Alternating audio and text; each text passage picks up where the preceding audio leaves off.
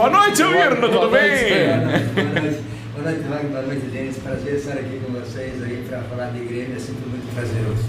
Graças a Deus, estamos aí na começo de temporada, trabalhando bastante, botando o trem nos trilhos, mas as coisas estão bem caminhadas. Eu, na verdade, aprendi a ser gremista com 8 anos de idade, lá no interior de Mussum, que nem luz elétrica tinha, mas tinha um vizinho muito gremista, e o gringão lá, ele chorava e xingava e blasfemava, que gringo blasfema bastante, né?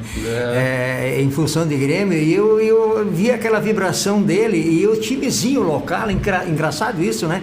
O timezinho local lá, que jogava nos potreiros lá, mas tinha um timezinho. E as camisetas daquele time foram trazidas por uma pessoa que saiu de lá e veio fazer a vida na cidade grande, e levou para lá de presente um terno de camisa do Grêmio. Então as camisas do timezinho local, né, também eram tricolor. Aí aprendi a ser gremista, mas a emoção mais forte mesmo foi quando eu tinha 15 anos, eu vim para Canoas para estudar, que depois na verdade acabei não ficando, porque ao chegar aqui me dei conta que tinha meus pais lá trabalhando na lavoura, e meu pai era muito doente, e a mãe acabava pegando no pesado. Digo, não, o momento é de eu voltar a ficar com eles, e depois estudo fica para mais adiante, que acabou vindo 2 anos depois.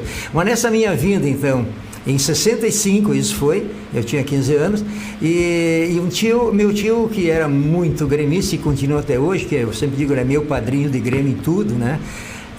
Me levou para ver um amistoso no Velho Olímpico. Naquela época tinha só 10, 12 degraus na arquibancada da Geral, depois foram ampliando, né? E eu assisti lá Grêmio e Portuguesa de Desportos. O Grêmio tinha aquela máquina, né? Ayrton e companhia, passava por Ortúnio, enfim, Babá veio depois. Aí na frente tinha Alcindo, Volmir, Vieira, e lá no meio Cléo e Sérgio Lopes. Antes disso tinha o Elton e Milton, acho que em 65 era Elton e Milton ainda, né? Então foi um time assim que marcou, a primeira sempre a que marca, né? Aí essa realmente foi a que mais me marcou, foi 65. Depois, em 67... a família se mudou para Canoas, aí eu pude começar a participar dos jogos do Grêmio, aí ficou aquele gostinho de mel na boca, e comecei a participar dos jogos do Grêmio. A gente naquela época tinha bonde, ia de ônibus até o centro de Porto Alegre, depois pegava um bonde, descia no Olímpico e depois fazia o caminho inverso, e comecei a participar do Grêmio. E lá por 83, com a conquista da Libertadores da América, eu fui às 3h30 da tarde para aquele jogo. Imagina, o jogo era 9h30 da noite, né? E eu me associei ao Grêmio em 83. Grêmio e Penharol foi essa Grêmio final. e Penharol, e eu estou sócio até hoje, gol, né? do César. Sim, começou com o gol do Caio, mas foi um jogo muito trepidante, o gol do Caio. Tu é sócio do Grêmio há 40 anos. Há 40 anos.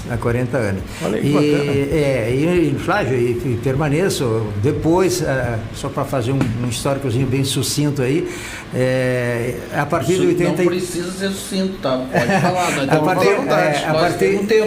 A partir de 83 comecei a conviver mais de perto o Grêmio, indo praticamente todos os jogos, aqui e fora também, e em 95, 96 fui convidado para participar do consulado de Canoas, né? Na época o cônsul era o saudoso Edgar Panosso, e ele tinha na época, era vice-cônsul, tinha o Sergei Picharra, tinha o Silvio Allert, que está aí ainda até hoje, né? Fiz uma homenagem agora o ano passado, numa festa do consulado, e o saudoso também Ricardo Culpa, né? Eram 4 pessoas. O seu Ricardo Culpa era o que era o dono da Pavioli. Da Pavioli, isso aí. É uma pessoa extremamente querida e fascinante, né? Aliás, quando eu assumi o consulado, e eu fui conhecer, porque eu só conhecia o Picharra, que era vizinho lá de um amigo meu ali em frente ao Rondão, Colégio Rondão. Então era amigo, eu acabei fazendo amizade, e logo em seguida o Edgar Panosso, conheci o Edgar Panosso. E passado um tempo lá, fiquei junto ali, não cheguei nem a fazer credencial de vice-cônsul. Daqui a pouco o Panosso me chamou e disse: eu quero que tu me substitua aí no consulado do Grêmio. Puxa vida, me pegou até de surpresa. Aí falou lá com o pessoal do Grêmio, departamento consular, e disse: não, se tu está indicando é porque é ele que tu quer e nós só homologamos aqui. A partir daí, assumiu o consulado, formamos uma equipe legal, né? De pessoas que, inclusive, tem o José Guilardi, que somos amigos desde aquela época, se conhecemos nas arquibancadas das sociais do Olímpico, né? E fez parte da nosso grupo, os dois irmãos Fritz, o Renato e o Celso, enfim, tinha outros ali como é que é, ele é advogado, até tinha imobiliária ali, bom, me fugiu o nome agora, mas enfim, formamos uma equipe. O Minotto, o Wilson Minotto também fez parte, nosso saudoso meu irmão Júnior Carlos Putric, que nos deixou prematuramente, e formamos uma equipe bem legal, começou a movimentar a cidade, e o Dr. Hélio Dourado fazendo parte então do Consulado de Canoas, começamos a fazer um trabalho legal aqui, a cidade, sempre tivemos apoio, inclusive do poder público, e lá em 2000, o consulado foi assumido em 1997, e ali começamos a fazer eventos, mas eventos de porte, tanto que no centenário do 1997 foi quando o Grêmio foi campeão da Copa do Brasil, né? Isso, foi o último ano do presidente Kaká. Então eu estou trabalhando com 5 presidentes diferentes aí, emendando aí, né? Agora combinando com o presidente Guerra. Mas assim, aí começamos a fazer um trabalho e os trabalhos chamou a atenção do Grêmio, né? Aí de repente me convidaram lá para fazer uma matéria como cônsul de destaque, lá por 1999, por aí 2000. E naquela época o presidente era o Guerreiro, né? E eu era assessor, então o diretor consular da época, o Ivo Balestrin, também de saudosa memória, ele me convidou para assessorá-lo e tal, porque eu sou do interior e o Dr. Hélio Dourado na sequência me conheceu e me ensinou assim, essa água da fonte do interior, que tenho essa origem, não foi difícil para mim. E eu comecei a ter gosto pela coisa. Aí o Dr. Hélio Dourado me convidou para ser assessor de obras com ele. Foi uma sucessão de convites, né? E eu participando da vida do Grêmio cada vez mais de perto, né? E aí o Dr. Hélio Dourado nos convidou para fazer o Passeio Canoas na entrada do Estádio Olímpico, que está lá até hoje, enquanto não derrubarem aquilo lá, está lá até hoje. Tipo, eu chamava, o Dr. Jaime de Marco chamava a esplanada do Grêmio. E ali continha todos os títulos do Grêmio ali naquele passeio, até então, em 2000, ali, 2000, 2001, todos os títulos ali. E no centro desse passeio tinha os 3 títulos máximos, 2 Libertadores assim mais nas laterais e bem no centro o título mundial, né? Então essa obra nós fizemos com recursos arrecadados com gremistas canoeiros, puxando à frente, nosso consulado, mas sempre eu puxando à frente. E aí lá dentro do Grêmio vinha o trabalho, até que em 2001 eu fui convidado então por Dr. Hélio Dourado para fazer parte do Conselho do Grêmio. Naquela época não tinha o que tem agora, hoje tem muito movimento, grupos, enfim, naquela época era uma chapa única, né? Então existia lá 150 conselheiros titulares e 30 suplentes. Eu entrei na categoria de suplente, né? Hoje, naquela época, o suplente para entrar tinha que ou alguém desistir ou alguém morrer, né? Senão tu ficava. Mas era uma coisa legal, porque eu fiz questão de ir em todas as reuniões para servir daquilo de aprendizado, né? Então tu aprende muito, tá chegando novo ali, tu começa a perceber, observar e conhecer pessoas, enfim, tu conhecer o Grêmio mais por dentro, né? E isso foi muito importante se aprender, né? Lá pelo 3º ano acabei assumindo a cadeira de titular também, e lá na sequência surgiu uma outra, um outro convite. Em 2003 o Dr. Fábio Bino assumiu a presidente do clube no ano do centenário, e um belo dia a secretária dele, a Ana, que está lá até hoje, eu acho que é a secretária que mais conhece presidente na história do Grêmio, né? E ela me ligou e disse: olha, o Dr. Fábio Bino quer falar contigo. Puxa vida, eu fiquei meio assim, né? Vamos lá, saber o que o homem quer, né? Aí subi as escadarias, entrei na sala, lá ele é muito afável, senta aí, não tá? Senta aí e tal. Aí eu sentei na frente dele, lá ele sentou e disse: eu não te conheço, não te conheço, mas ouvi falar bem de ti. Opa, aí eu dei uma respirada, né? Aí ele disse: olha, eu me falaram muito do teu trabalho junto ao Consulado de Canoas, a obra que foi feita aqui, tu agora também entrou como conselheiro, e eu gostaria muito de te oferecer, ele não dizia departamento consular, ele dizia corpo consular. Eu queria que tu dirigisse o corpo consular no ano do centenário do Grêmio, para nós fazermos a caravana do centenário por esse Rio Grande e Brasil lá fora. Topa, de Dr. Flávio, eu não sei se eu tenho esse potencial, mas eu sou um soldado ao serviço do Grêmio. Ele, então tá, então o cargo ET, tu vai ser a pessoa da minha confiança lá no departamento consular. E aí começamos a fazer um trabalho viajando por esse Brasil todo, inclusive naquela época, o Dr. Flávio Bino instituiu no Grêmio, como homenagem ao centenário do Grêmio, para a torcida, a camisa popular tricolor. Era uma camisa que na época a camisa oficial era em torno de R$100, essa custava 35, mas essa camisa não passava pela loja. Hoje ainda comentei com um pessoal lá no Grêmio, ela não passava pela loja, era só o departamento consular que levava para o interior e os cônsules ajudavam a vender, levar para o sócio lá na ponta uma camisa sem oneração de lucro ou coisa assim para o Grêmio. Era preço de custo para que o torcedor tivesse a oportunidade de usar uma camisa a preço bem acessível. Então aquele foi um trabalho também muito... Isso em que ano? Em 2013, ano centenário do Grêmio.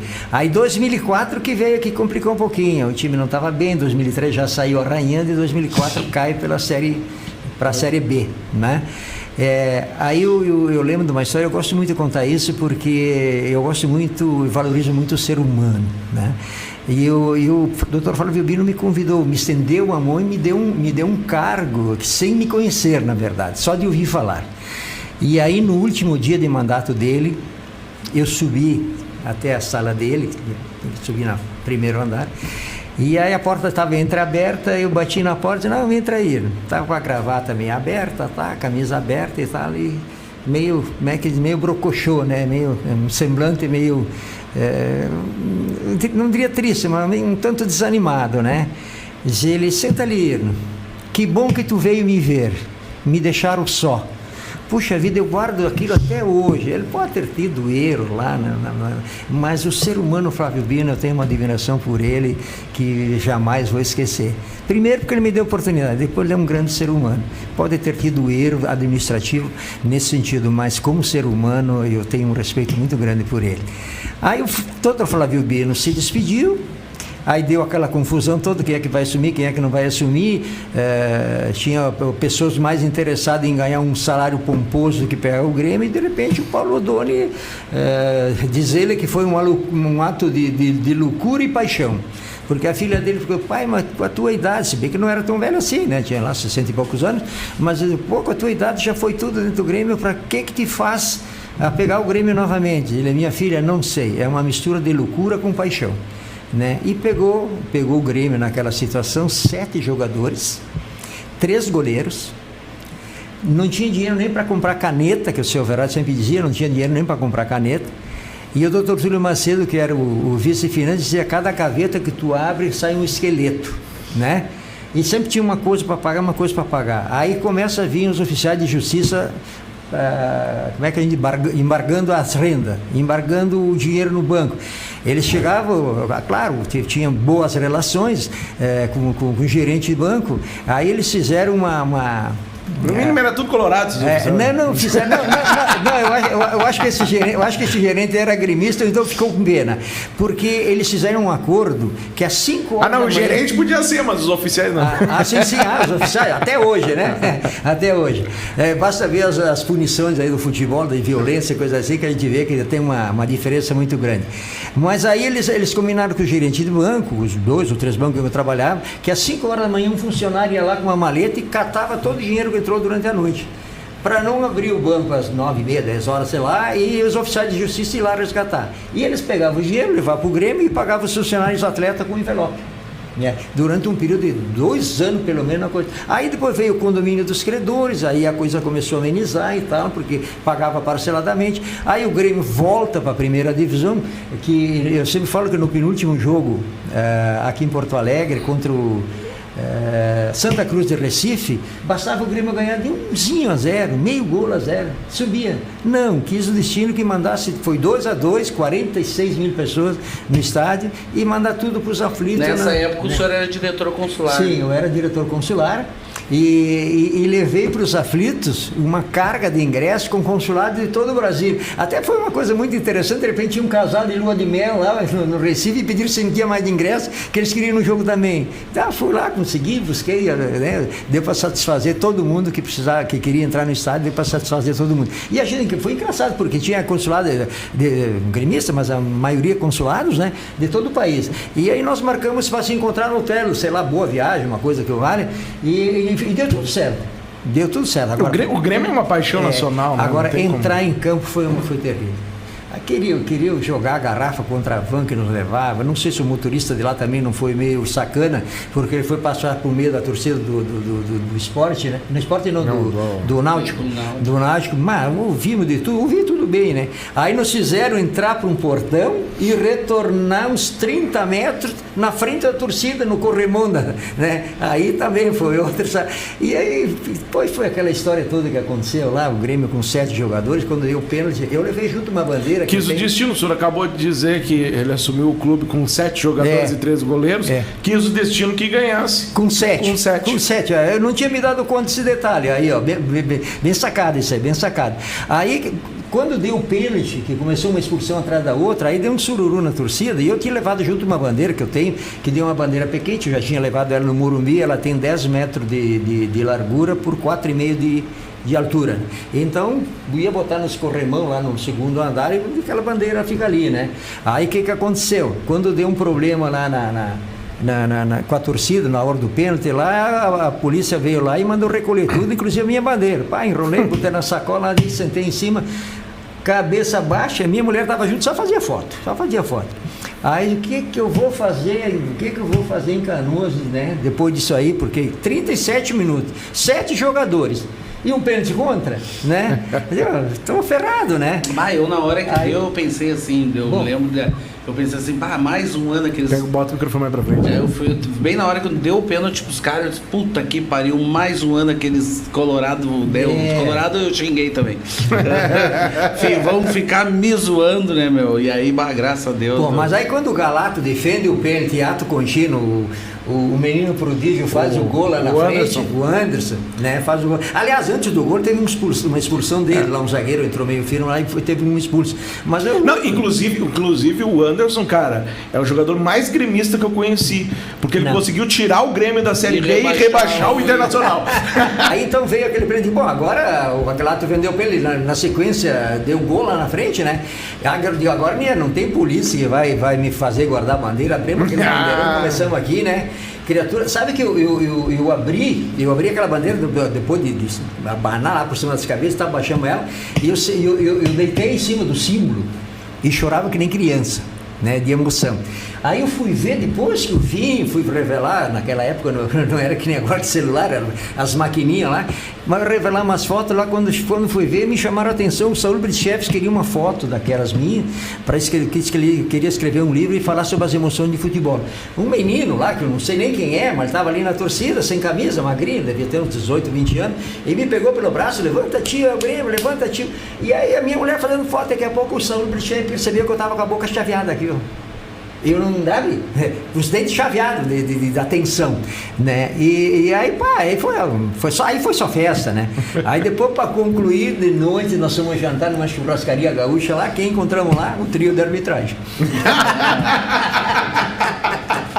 E mais o trio que apitou Santa Cruz e não me lembro o outro time que jogou. Santa Cruz e os caras comemoraram, fizeram volta olímpica, porque aqui o jogo ficou parado. Aí daqui a pouco o Grêmio faz o gol, o Grêmio é campeão, eles tiveram que entrar para o vestiário, né? E viajaram até com uma taça lá, não sei que taça eles arrumaram, mas fizeram a volta olímpica e acabaram ficando em segundo lugar. Era, né? Portuguesa. No outro dia no hotel nós fizemos um auê danado, né? Porque penduramos aquele bandeirão na sacada do hotel e frente. Ô, seu Erno. Eu fui diretor consular e quando surgiu a Grêmio Empreendimento, na última gestão do Paulo de 2011, 2012, e eles viram, eu estava sendo cogitado, digamos assim, para ser vice-presidente. Uhum. Né?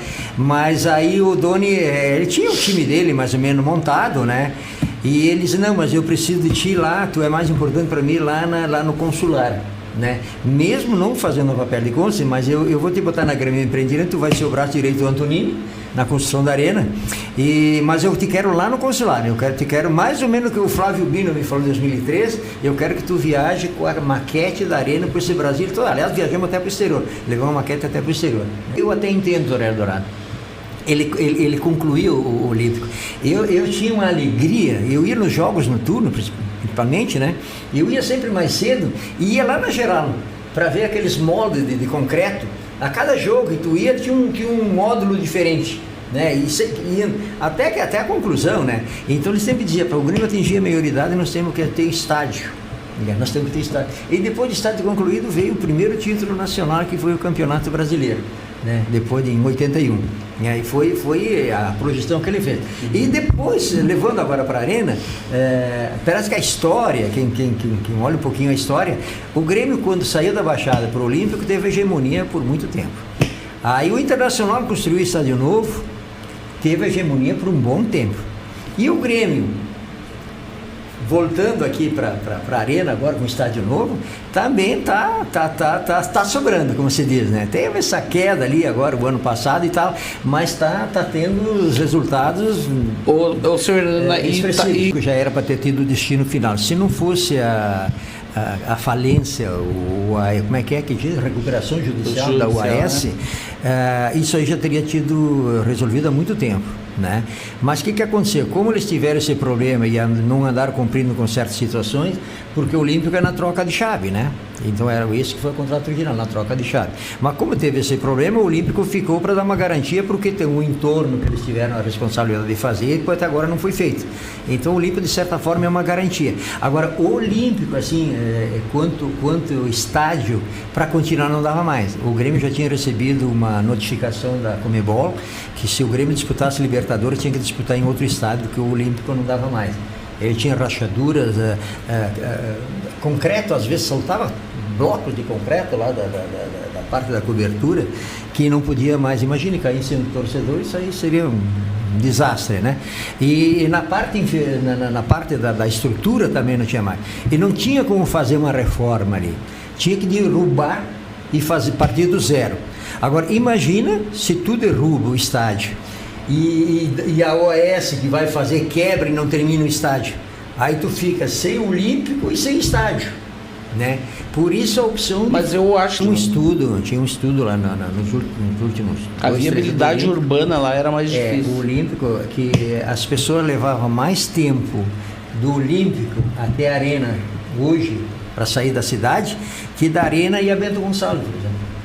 Nós temos pessoas, amigos aí, gremistas que são de Bento Gonçalves. Então eles dizem que hoje eles levam o mesmo tempo da Arena Bento Gonçalves que antes levavam da Arena até o Olímpico. Né? Então tem isso ali, e fora esse problema que de risco, não tinha como. Claro, e o doutor Hélio Dourado, como construiu, ele que completou, e o estádio levava o nome dele, né? Lógico que ele ia ficar ressentido, né? Ficou, e até disse que não botava os pés na arena, mas depois ele acabou indo, pelo menos antes de falecer, ele fez isso, foi lá, e eu acho que até que fez bem para ele. É que na verdade toda a história. E lá no Olímpico tinha avalanche, aí daqui a pouco tinha risco, não aparece aqui para o público, não aparece, mas a estrutura dos pilares lá apareciam os ferros, quer dizer, estava a umidade, infiltração, sei lá, e estavam bem danificados. Isso é bem. Ô, seu Erno, o Ângelo e o pessoal lá do consulado de Florianópolis, olha só, tá mandando aqui, desejando para o senhor boa sorte, que o senhor faça um grande trabalho e que esse trabalho de reorganização do departamento consular. Nós temos um trio de ouro lá. Eu não conhecia eles. Aí eles fizeram um um projeto para colocar no lado da Arena do Grêmio, para atender os consulados que vêm de longe, distante. Tem uma situação, e o nosso presidente se comprometeu com isso. Eles vêm, ali tem Joinville, tem Florianópolis e tem Blumenau. São os três. O Pran, o Ângelo e o Alexandre. Eles são meus companheiros lá de multicampeão. Tu tá junto com o multicampeão. São pessoas fascinantes. Aí eles queriam que eu participasse, aí eu fiz parte da comissão consular, porque tem uns problemas lá no consular, e o presidente do conselho instituiu uma comissão e eu fui chamado para fazer parte dessa comissão, talvez pela experiência lá do departamento, enfim. A gente fez um trabalho. E eles fizeram um trabalho legal lá na região ali foi feito um levantamento, na verdade, de 50 regionais, eles fizeram um trabalho muito legal no levantamento de sugestões e tal, mas parece que não foi muito bem aceito a administração anterior do departamento. Nós fizemos uma apresentação lá pro Amoedo, né? Isso. Que graças a Deus não está mais no Grêmio, né? Eu lembro que nós falamos sobre isso no programa. Isso, que ele ganhava 80 mil reais o contrato de trabalho dele. E teve uma reunião que ele não deixava ninguém ver, né? Agora... teve uma reunião que eles queriam que eu participasse, quer dizer, que alguém da comissão participasse, né? O presidente era o Esquiavon lá de Curitiba. E aí, como tu mora ali pertinho, tu vai e nos representou, sem problema.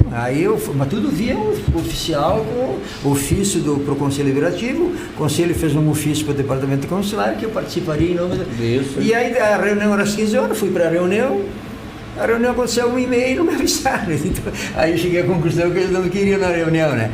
Mas enfim, são coisas assim. Na verdade, ali o projeto deles é maravilhoso.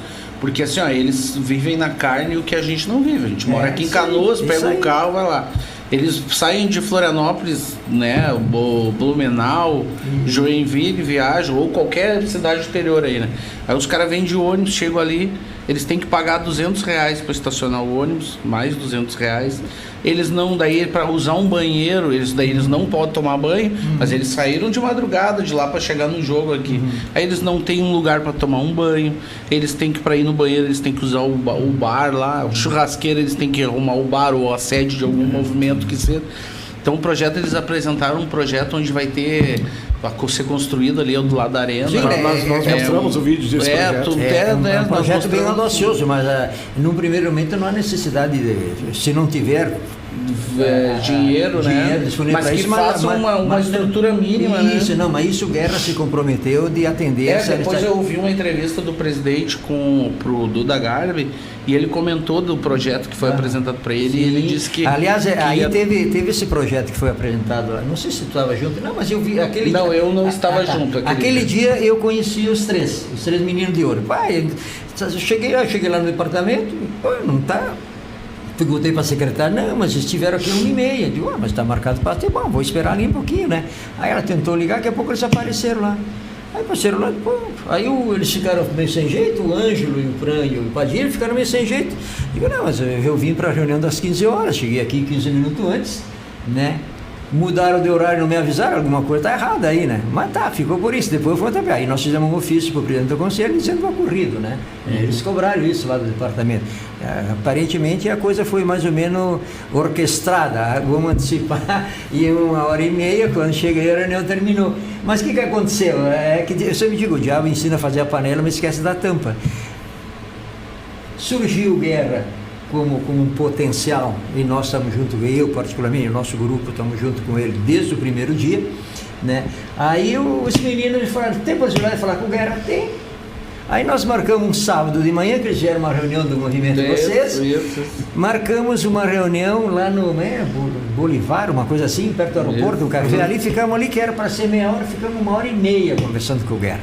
E ele ficou encantado com o projeto dele, mostrou o projeto para ele, enfim, ele ficou encantado com o projeto, e tanto é que ele, de vez em quando ele fala ali que tem, e ele quer dar isso para a torcida, porque nós temos, por exemplo, um grupo que vem há vários anos de Uruguaiana. Uruguaiana é 630 quilômetros. É 300 e poucos quilômetros, mas assim, se nós pegarmos aqui o oeste de Santa Catarina, Paraná, todo jogo tem excursão.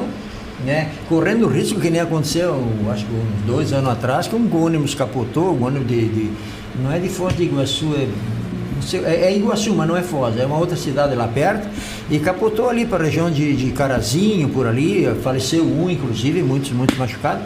Claro, acabou, como é que se diz, a excursão acabou ali, até, segundo eles, eu não cheguei a falar com eles ainda, mas me pediram para fazer esse meio de campo ali, talvez venha fazer, porque é o cônsul, né, que a direção anterior teria prometido os ingressos para um outro jogo, mas a direção saiu e não foi feito, eles não foram contemplados com isso. Então nós estamos vendo aí para contemplar isso aí, porque é uma fatalidade dessa. Ô, seu Irno, terceiro mandato. Eu tenho comigo, isso é uma coisa muito clara para mim, falei por mim. Futebol é ingrato. Futebol é ingrato. O Rafael Bandeira, que caiu também para a segunda divisão lá em 92, ele dizia: futebol é muito dinâmico. Hoje é uma coisa, mas pode não ser. Eu ouço isso aqui, né? Então, assim, eu não sei se a culpa toda é do Romildo ou se o entorno dele que fizeram muita pressão para continuar. É que a coisa estava indo tão bem que aparentemente era só seguir, né? Era só remar que o barco ia praticamente sozinho. E a coisa degringolou. E quando degringolou, não conseguiu mais segurar. Sabe qual é? Eu para mim, sabe quando é que o Romildo errou? No terceiro mandato.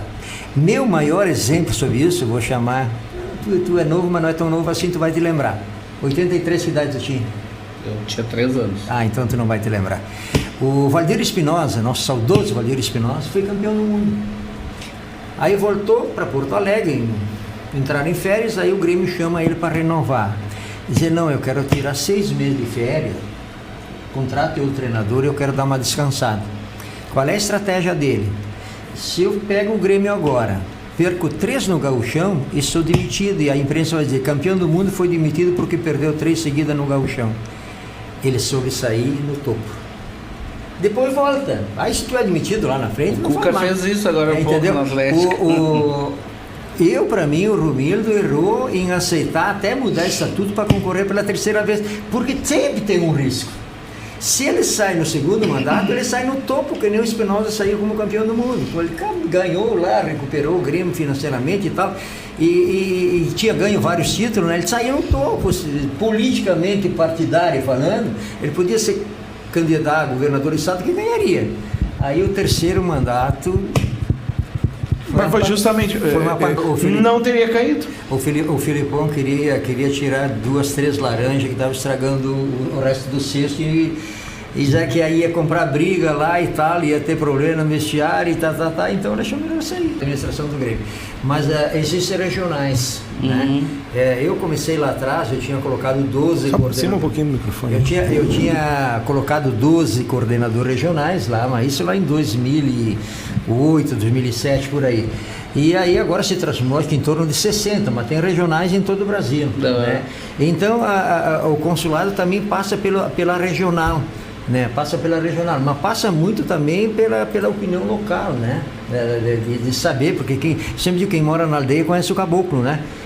Nós agora, ontem eu, Zamberlan, que é meu parceiro lá do consular, que também, aliás, nos últimos 10 anos, o departamento consular, eu falo assim, que tinha diretores de apartamento, pessoas criadas aqui que não conhecem o interior.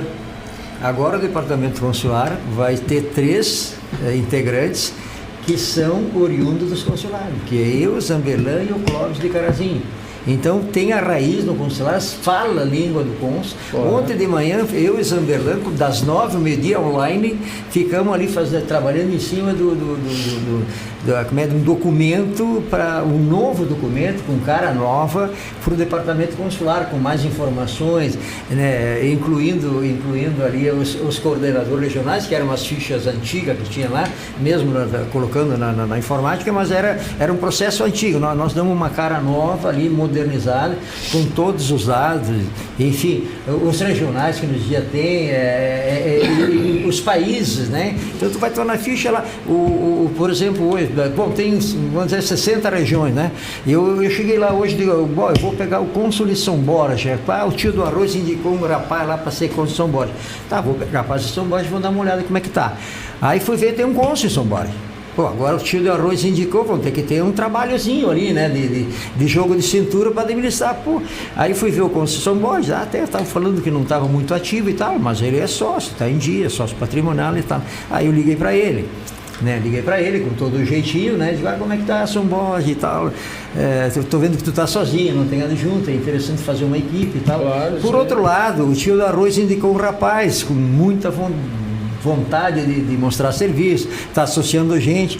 Ficou um período bom ali. Quem sabe tu continua na equipe, mas dá uma oportunidade para ele ser o cônsul agora por algum tempo, e tu fica de cônsul adjunto dele e junta a força. O que tu acha? Não, para mim não tem problema. Aí digo, posso dar teu contato pro rapaz? Pode. Aí passei o contato pro rapaz que o Rio me indicou, gente boa, gente finíssima, né? De noite fala com ele, meu negócio é juntar a força, jamais dividir.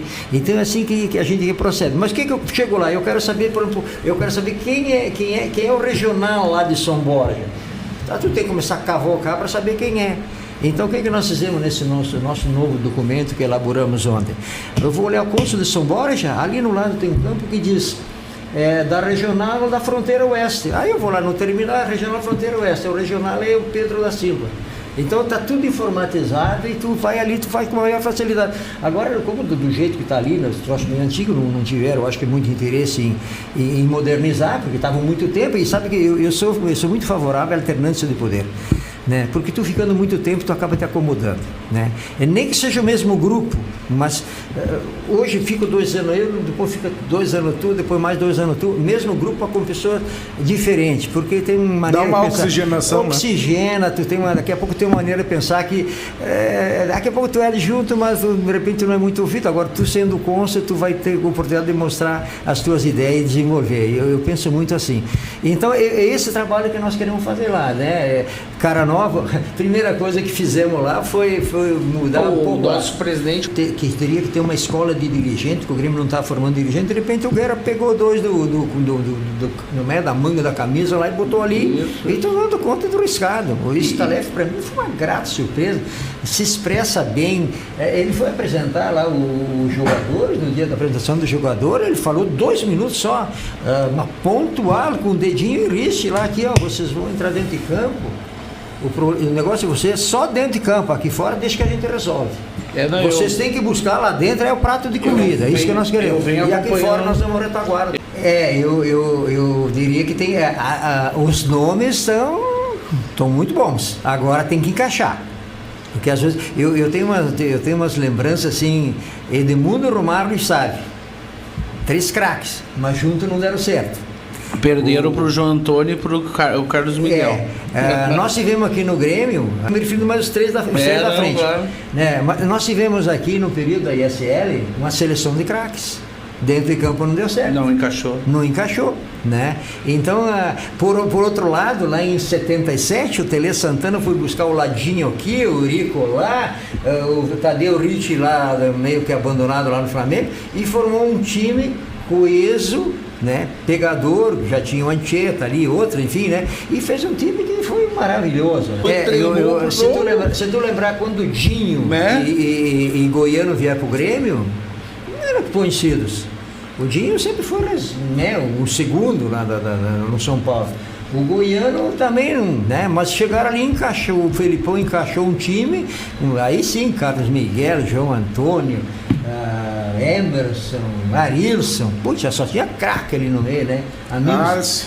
O Arce na direita, o Rivarola na zaga ali, com o Adilson. E depois com o Mauro Galvão. E era o Roger ainda na esquerda. Roger na esquerda.